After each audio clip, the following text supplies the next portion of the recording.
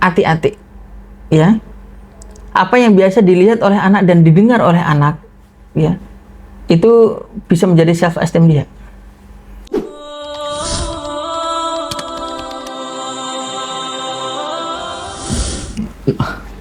Bismillahirrahmanirrahim. Assalamualaikum warahmatullahi wabarakatuh. Alhamdulillah, kita balik lagi di program Ngobrol Bareng Ustadz. Dan Alhamdulillah kali ini masih ditemani oleh Ustadz Hidayat Maghribi. Assalamualaikum Ustadz. Waalaikumsalam warahmatullahi wabarakatuh. Masya Allah, kita ketemu lagi dan masih kita berlanjut di pembahasan tentang tumbuh kembang anak atau parenting ya. Dan di sesi yang lalu kita membahas tentang self esteem. Kita lanjutkan untuk masalah self. Kayaknya kita belum selesai nih kemarin ya, karena waktu yang memisahkan. Jadi kita lanjut lagi. Iya. Monggo silakan Ustaz. Alhamdulillah wassalatu wassalamu ala Rasulillah. Jadi self esteem atau self opinion bahasa yang lain ya, mengopinikan diri sendiri, menggambar diri sendiri, sebagaimana sudah kita bahas itu sangat penting ya. Intinya adalah kita ini banyak memuji. Harus banyak memuji. Harus banyak memuji anak. Jadi kalau Dr. Al-Arifi mengatakan dermawanlah dalam memuji dan pelitlah dalam mencela, gitu. Karena itu dalam bahasa lisan gitu ya. Karena itu juga yang dilakukan oleh Rasulullah Sallallahu Alaihi Wasallam. Jadi Rasulullah itu lebih baik memuji daripada banyak mencela, gitu. Dan ada kata mencela pun dengan bukan mencela sih sebenarnya, ya memperingatkan gitu ya. Jadi nggak ada ceritanya Rasulullah itu mencela, itu nggak ada. Jadi kalau memperingatkan, iya. Tapi kok mencela enggak. Maka itu kalau kita lihat bagaimana sikap Rasulullah Sallallahu Alaihi Wasallam kepada para sahabatnya, itu kita dapat itu. Misalkan ke Abu Bakar, Umar, Utsman, Ali. Jadi selain menyebut kebaikan mereka, beliau juga memberikan julukan yang baik. Tuh. Nah, jadi ini memberikan julukan yang baik itu juga ternyata penting dalam pendidikannya Rasulullah. Kan Abu Bakar As-Siddiq, Umar Al-Faruq, kemudian Utsman Dzunurain, kemudian Ali Saifullah, gitu kan. Ya, jadi pedangnya Allah gitu. Dan seterusnya. Ternyata Rasulullah itu suka memberikan gelaran-gelaran yang baik. Abu Ubaidah Aminu Hadil Ummah. Ini orang terpercaya umat ini. Gitu ya. Zubair bin Awam, hawari Rasulullah. Ya. Likulli nabiyyin hawariyun wa hawariyi Zubair. Gitu. Setiap nabi itu punya hawari. Hawari itu kalau bahasa kita ini penolong ya. Penolong, jadi seperti ajudan gitu ya. Iya. Jadi ajudanku ini Zubair. Jadi beliau itu suka memberikan julukan-julukan gitu. Nah, kita melihat dari metode pendidikannya Rasulullah itu berarti saat kita ini memberikan gelar-gelar yang baik kepada anak-anak kita, itu berarti penting, ya kan? Si pintar, si alim, si hafid, gitu. Iya, itu satu masukan juga itu, Tan. Iya betul. Gitu. Meskipun saya punya anak yang laki-laki, saya sering ngomong al-alim, al-allamah, profesor, doktor, Aisyah Hamada gitu. Saya sering ngomong gitu. Bisa jadi cita-cita juga nanti ya, doa juga kan. Sekaligus ya. Sekaligus. Apa namanya, yang anak pertama si kakak Afaf namanya. Sejak kecil saya bilang Prof Afaf. Gitu ya.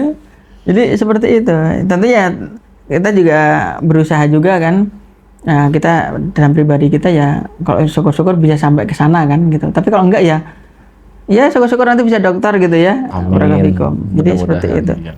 Ya, mohon doanya semoga saya cepat dapat dokter ya. Amin. Masya Allah. Iya, jadi seperti itu. Nah,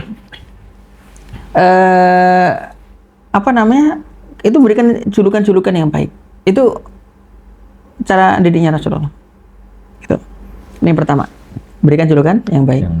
Berarti julukan yang baik itu kalau kita kaitkan dengan psikologi berarti membentuk self esteem yang baik. gitu. Ya nggak mungkin dong As-Siddiq, orang yang jujur, udah dikasih gelar yang jujur, tiba-tiba nggak mungkin dusta dong. Karena dia bawa apa namanya julukan statusnya kan. Jadi statusnya kayak dia mau bohong, alah saya juga dijulukin gitu, masa saya bohong? Iya. Gitu kan nanti ya. Ada nggak ada ceritanya Abu Bakar As-Siddiq bohong, nggak ada ceritanya kan gitu. Al-Faruq yang membedakan antara hak dan batil, benar-benar gitu kan. Kalau lihat yang batil benar-benar tegas, batil ini, gitu Al-Faruq gitu kan. Masya Allah. Ada satu sebelum saya lanjutkan sedikit, ada satu yang menarik. Terjadi diskusi antara Abu Bakar sama Umar gitu. Setelah selesai diskusi, Abu Bakar mengatakan, "Antal Faruq." Memang kamu ini Faruq. Kata Umar, "Wa anta Saduq." Ya, Antal Faruq, wa anta Saduq gitu. Jadi saling memuji gitu ya. Masya Allah. Itu kehidupan yang Masya Allah indah sekali gitu ya. Kalau sekarang kan kadang julukannya jelek-jelek kan. Iya, ini nggak boleh kan gitu. Masya Allah. Nggak boleh kalau berikan ngeliat julukan. temen gitu kan kadang manggil si A, aduh jauh banget gitu kan. Gitu mending julukannya bener kan. Kadang jurusnya ke yang negatif, aduh kasihan ya Tante. Benar. Kita khawatir aja. Kita khawatir aja. Sebenarnya sih ada nggak pada zaman Rasulullah yang diberi julukan yang agak gimana gitu ya? Sebenarnya ada, tapi memang fakta. Contoh, Abu Hurairah gitu. Abu Hurairah ya kemana-mana bawa anak kucing gitu. Jadi Abu Hurairah itu punya jubah. Habis jubah itu masih ada jubah lagi, satu lagi gitu. Jadi kan kok lihat orang Arab ya, ini kan jubah. Habis jubah kan masih ada satu lagi. Biasanya satu lagi double. Satu lagi double. Nah, yang doubleannya ini, ya, doubleannya ini banyak kantongnya. Kantongnya 1, 2, 3, 4, 5, 6. Anak kucing. Makanya Abu Hurairah gitu. Gitu. Dan ketika pas dijuluki sebagai Abu Hurairah, bapaknya kucing ya. Faktanya begitu dan Abu Hurairah enjoy aja. Nggak apa-apa, nggak masalah. Ada juga seorang sahabat disebut Dzul Yadain yang memiliki 2 tangan gitu.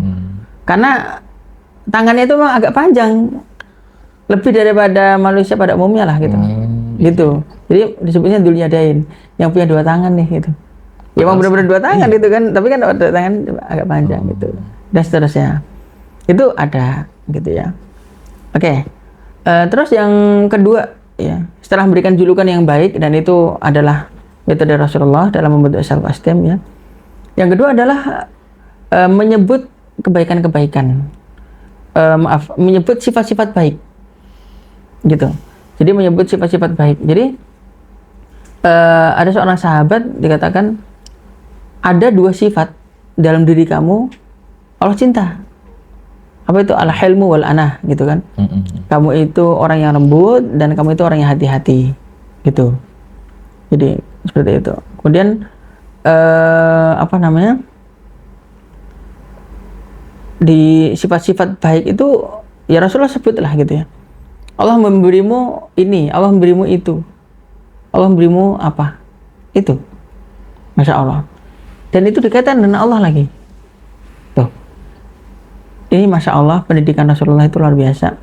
Setiap potensi kebaikan yang dimiliki oleh sahabat dikaitkan secara spiritual. Gitu. Dikaitkan dengan Allah Subhanahu wa taala. Sehingga di sini bukan aku orang ini, aku orang itu. Tapi dikaitkan dengan spiritualitas dia dengan Allah Subhanahu wa taala. Jadi gitu. Lebih dekat lagi gitu ya Tat ya. Benar. Untuk untuk sifat dan perilakunya juga kan jadinya lebih Islami lagi ya Tat. Benar. Berikan julukan pertama tadi. Oke. Yang kedua menyebutkan sifat baik. Yang ketiga memperlihatkan atau menyebut prestasi ya atau kelebihan-kelebihan. Itu. Contoh Rasulullah sabdakan afradukum Zaid. Di antara kalian yang paling ahli waris, membagi waris Zaid. Afradukum Zaid. Yang paling ahli faraid yaitu Zaid, afrodukum. Kemudian a'lamukum bil halal wal haram Mu'ad. Mu'ad adalah orang yang paling mengetahui halal dan haram. Itu kan prestasi, gitu kan? Jadi ini paling ngerti ini nih, ini paling ngerti ini gitu. Ya. Jadi kan Rasulullah suka muji kan? Iya betul. Begitu. Jadi Rasulullah itu suka memuji itu melahirkan self esteem yang baik gitu kan. Jadi Rasulullah itu sangat dermawan lah, dalam memuji itu sangat dermawan. Begitu. Meskipun ada hadis juga bahwa siapa yang di antara kalian dipuji dengan pujian yang berlebihan, maka ya lemparlah pasir ke mukanya gitu ya. Iya, ada. Itu kalau berlebihan. Tapi kalau nggak berlebihan, Rasulullah sendiri juga melakukan. Gitu. Nah, ini perlu dipahami dengan baik. Justru itu baik ya, Tat ya. Itu baik. Tapi kan secara itu kan jujur ya, maksudnya mujinya muji jujur gitu kan. Jujur. Kan mujinya kan yang tadi berlebihan kan, yang nggak ada diada-adain gitu kan. Kalau sebenarnya nggak pinter ini diomong pinter. Iya. Jadi kan otomatis kan lebay nih. Nah benar. itu bener ya, kudu disiram pakai pasir bukan? Iya, yang lebay-lebay gitu, iya gitu kan. Akhirnya bikin sombong kan gitu. Betul. Jadi kan seseorang itu tidak boleh membanggakan dengan sesuatu yang dia tidak miliki, dia tidak punya gitu. Tapi apabila punya, ya kita motivasi terus, kita apresiasi terus gitu. Nah, 3 hal ini tadi kita bisa terapkan dalam pendidikan kita kepada anak, gitu. Berikan julukan yang baik, gitu. Kita sebut sifatnya yang baik, gitu. Prestasinya, gitu. Ya, barakallahu fikum. Maka daripada kita ini selalu melihat sisi negatif ataupun sisi kurang dari anak, lebih baik kita banyak nyebut baiknya aja. Supaya seolah-olah yang aib-aibnya tadi itu tertutup. Gitu. Walaupun prestasi juga bukan prestasi akademik ya. Prestasi simpel lah ya statusnya ya. Kayak tiba-tiba yang tadinya nggak bisa cuci piring jadi bisa cuci piring kan, Masya Allah ya. Iya. Prestasi juga itu ya. Prestasi juga. Pembahasan kita sebelumnya adalah sekecil apapun ya, apapun ya itu kita berikan apresiasi, begitu. Nah, jadi gini, secara umum manusia itu senangnya dipuji, secara umum, senangnya disebut kebaikannya, bukan disebut keburukannya. Betul. Ya kan? Disebut lebihnya, bukan disebut kurangnya. Itu manusia itu secara umum begitu. Dari ujung sampai ujung begitu. Pasti. Ya kan? Itu. Maka itu dan pujian itu lebih mendekatkan. Kan bisa menjadi emotional bonding juga. Jadi lebih nyaman kan lebih gitu nyaman. Ya. Komunikasinya ya kan? Gitu ya. Gitu. Oh, antum yang suka adzan itu ya? Oh, adzan antum bagus loh. Oh, iya ya. Masya Allah, alhamdulillah deh, deket. Daripada antum yang tukang adzan, kurang keras tuh. Iya benar. Iya kan? Otomatis jadi menyapanya juga malas banget nih orang. Iya kan? Gitu, dan seterusnya. Jadi anak-anak kita itu apa yang dia lakukan gitu ya. Bahkan jangankan yang baik ya, yang buruk aja. Kita cara menegur ya, cara menegur anak itu begini, lihat kita sebut dulu kebaikannya gitu, baru kita beritahu kesalahannya, baru kita beritahu solusi, urutannya gitu ya. Saya ulangi ya sedikit. Kita puji dulu. Habis puji kita beritahu kesalahannya. Habis itu kita beri solusi. Gitu. Nah, kalau anak misalnya mecahin piring. Kita ingatkannya gimana? Kita puji dulu. Kakak biasanya hati-hati loh. Gitu. Kakak biasanya hati-hati, bagus gitu. Tapi ini kakak mecahin. Gitu. Ya udah. Berarti karena mecahin, salah siapa? Kakak. Yang bersihin siapa? Berarti kakak juga. Gitu. Jadi kita beritahu kesalahannya, terus kita beritahu solusinya. Harus ngapain? Tapi aku nggak bisa sendirian. Ya udah, kalau gitu Abi bantu. Gitu. Setiap masalah apapun. Berarti jangan langsung kamu tuh udah ngucain piring. Jangan. Harusnya jangan ya. Jangan. Gitu. Jadi dia nyoret tembok itu. Kita bilang, kakak bagus. Habis bagus, kita kasih tahu kesalahannya. Tembok bukan untuk coret-coret. Gitu. Karena tembok ini ini supaya indah, nggak kita coret-coret. Kita terus kasih solusi. Solusinya apa? Ya udah, kita pakai buku gambar aja. Nah, begitu. Jadi, pujian, sebut kesalahan, sama solusi. Gitu. Itu pola komunikasi yang baik. Nah, terkait dengan menegur anak, ini sering terjadi kasus di masjid, kalau kebawa anak nih. Nah, itu gimana tuh? Kan kadang kita anak sholat, anak biasanya kamu diem nih ya kan, terus kemana-mana gitu, kadang ngelewatin jamaah gitu. Nah, sikap kita sebagai orang tua tuh harusnya seperti apa tuh? Oh ya, itu saya alami juga. Ya, kita bikin agreement dulu. Ya, kita bikin kesepakatan dulu dengan anak. Dede mau ikut ke masjid. Iya, Bi. Oke, ada syaratnya. Syaratnya nggak boleh jalan-jalan di depan jamaah. Harus di samping Abi. Ikut sholat. Betul. Gitu, oke. Akhirnya nanti udah ada agreement tuh. Dia udah mulai oh tadi jalan-jalan ini. Mungkin saja dia masih jalan-jalan. Ya, betul. Masih jalan-jalan. Betul. Gitu, oke. Nanti kedua, ada repetition. Kita jangan udah nggak usah diajak ini. Jangan. Ajak lagi. Bikin agreement lagi.